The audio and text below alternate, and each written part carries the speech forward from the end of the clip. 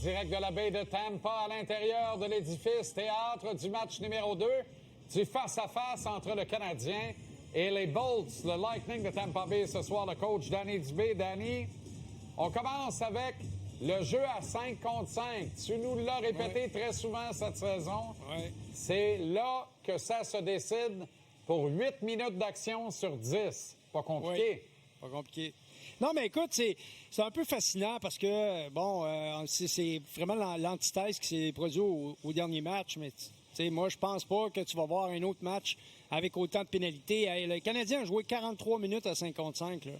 43 minutes. C'est sûr que John Cooper sait très bien que si tu enlèves de l'avantage numérique aux Canadiens, tu leur enlèves de l'oxygène. Là. Ça fait que, pour moi, c'est assez évident. Je fais un exercice que je fais habituellement pour essayer un peu de déterminer la force de frappe. Puis je trouve que c'est un exercice qui est assez payant. Là. Je prends simplement les points à générer à 5 contre 5. Je divise par le nombre de matchs. Je choisis les attaquants les plus utilisés, les 9 premiers. Et j'additionne leurs résultats, ça me donne une cote. Cette cote-là, habituellement, elle est assez représentative. Puis jusqu'à maintenant, on peut dire que le Lightning de Tampa Bay, c'est de loin supérieur à celle du Canadien de Montréal. Donc, ils ont plus de profondeur. S'ils jouent à 5 contre 5, ils ont 2 trios. À un moment donné, c'est beau de dire à Noah qu'il va jouer défensif contre Braden Point, là, mais les meilleurs éléments sont d'un côté. Ça finit par rattraper ceux qui font juste défendre. Tu comprendras avec moi qu'on ne s'attend pas à tous les soirs de marquer 3 buts en avantage numérique. Là. Hey, savais-tu ça? Là, juste de même, là, on jase. Là. Depuis le début, juste en première ronde, les matchs de première ronde, il y a eu 53 opportunités en avantage numérique, il y a 12 buts qui ont été marqués. Ça, là, je te le dis tout de suite, puis les gens, ils nous écoutent, puis on va y revenir plus souvent qu'autrement durant les séries. Là. Ça va aller en constante décroissance. Ben oui, évidemment. Là, on est à 22 %. Le Canadien est à 60 %. On a marqué 3 buts en 5 tentatives. On sait très bien que c'est cyclique, là, l'avantage numérique. Donc, moi, je pense que même si Sabourin est dans l'alignement, là, peut-être que tu veux m'en parler, là, même si Sabourin est dans l'alignement, là, il va faire 2 petits tours et puis s'en vont. Moi, je pense pas que ça va changer grand-chose au match du Canadien de Montréal. Bien, en fait, là, tu sais, Carlisle, Sabourin, je me dis, ça veut dire qu'on va surutiliser d'autres éléments. Parce que si un de ces deux-là, si ensemble, ça touche 12 minutes, le Lightning est dans le gros trouble tant qu'à moi. Mais Tampa possède 2 bons trios offensifs, Danny. Oui. Est-ce que Coach Cooper va tomber dans le même piège qu'au match numéro 1, c'est-à-dire faire les mêmes oppositions en pensant obtenir un meilleur résultat que dans le match numéro 1? Bien, il a un petit peu répondu à la question, puis je vais un peu paraphraser ce qu'il a dit. Il dit, écoute, les match-ups, là, les confrontations, on a un plan en début de match, mais c'est pas sûr que ça va être ça pendant tout le match. Moi, écoute, honnêtement, là, le trio de Cirelli contre celui de Nick Suzuki a généré beaucoup de chances de marquer pour le Lightning. Beaucoup d'opportunités avec la rondelle en territoire adverse, les rondelles sous-tirées, etc. Ce qui a sauvé la vie du Canadien, c'est les nombreux avantages numériques et leur immense efficacité dans le premier match. Je ne suis pas en train de dire que le Canadien ne méritait pas de gagner, bien au contraire. Mais ce que je dis, c'est que je me place dans les souliers de l'entraîneur adverse, soit John Cooper. Lui, c'est sûr que Cirelli contre Nick Suzuki, il va prendre ça, là. Parce que les gars qui n'en donnent pas actuellement, là, c'est Braden Point et Nikita Kucherov. Exactement. Ces 2 gars-là, s'ils ne jouent pas, sont faits.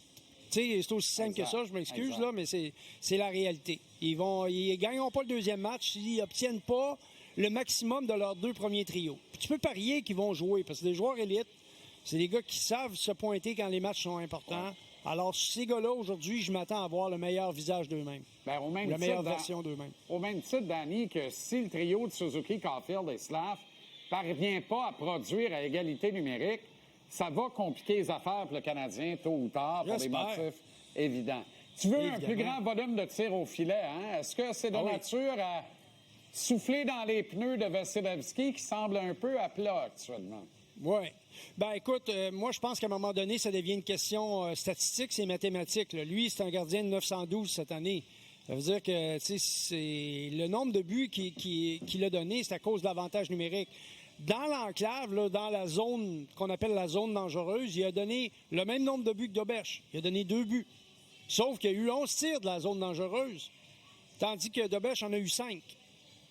Tu peux parier qu'on va aller se stationner devant Dobèche ce soir, plus particulièrement, parce que le Lightning de Tampa Bay, c'est la 2e meilleure équipe dans le nombre de buts marqués dans la zone, dans le bas de l'enclave, donc dans la zone dangereuse. C'est pas tout le monde capable de marquer des buts de là. Eux, ils le font mieux que la majeure partie des équipes de la Ligue nationale. Ils ne l'ont pas fait au dernier match, mais leur pourcentage est très élevé. On en conviendra. Ils ont 2 tirs. Dans cette zone-là, ils ont marqué 3 buts. Ils ont 2 tirs. Il y a 5 tirs, ils ont marqué 2 buts. J'étais en train de me mêler dans mes pinceaux. 2 tirs, ils ont marqué. Sur 5 tirs, ils ont marqué 2 buts dans cette zone-là. Donc, Dobèche va être sollicité, ça, c'est clair. Là. Aucun doute. Et il faut solliciter Vasilevski aussi. Meilleure présence au filet de Vasilevski, tu l'as bien dit. Les buts se marquent profondément dans l'enclave. Juste 2 tirs de la part des défenseurs à 5 contre 5 au dernier match. Un tir de Jacky, un tir de Hudson. Donc, ça revient toujours aux mêmes éléments. Si tu es capable d'établir ton échec avant, tu vas récupérer des rondelles. Tu récupères des rondelles, tu es en échec avant, tout le monde est descendu. Les points d'appui sont libres. Si les points d'appui sont libres, on peut décocher des tirs. C'est pas obligé d'être des tirs puissants. Ils doivent trouver des rondelles à tête chercheuse. Il faut que ça se rende au filet. Ça prend des Henderson en avant du filet comme l'autre soir. Le but refusé, là, écoute, c'est 3 tirs dans tout le match, 2 à 5 contre 5, puis il a réussi à marquer un but là-dessus, qui a été refusé parce que la rondelle avait été touchée plus haut que la hauteur permise. C'est quand même génial, mais ne marchera pas tous les soirs, ça prend du volume. En résumé, Danny, le Canadien peut et doit être meilleur. Le match A doit sortir ce soir. C'est tellement important, cette 2e victoire-là. Ah oui. Parce qu'après ça, là, ils ne battront pas 4 fois en 5 soirs. Là. Pas que c'est mathématiquement impossible, mais dans les faits, ça va être compliqué pour ce club du Lightning, en tout cas. Tu as tout à fait raison. Bonne soirée, bon match, Danny. Merci infiniment. Toujours aussi. Un plaisir. Salut. Bye-bye.